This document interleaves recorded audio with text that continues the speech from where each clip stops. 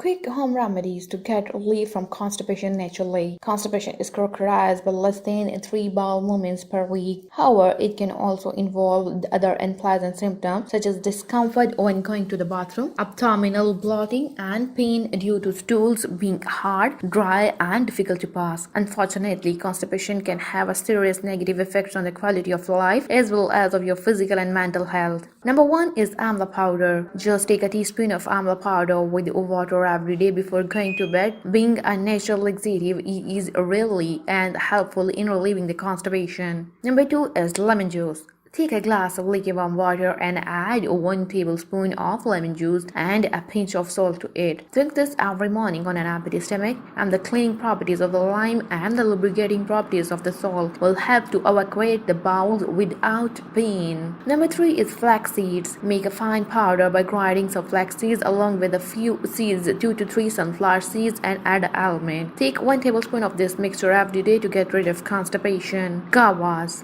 Consuming guava seeds can help to relieve the constipation since they contain very high fiber contents. Ghee with milk. Take a glass of hot milk and add a spoon of ghee to it. Drink it every night before you go to bed. This is an old home remedy for constipation. Methi seeds.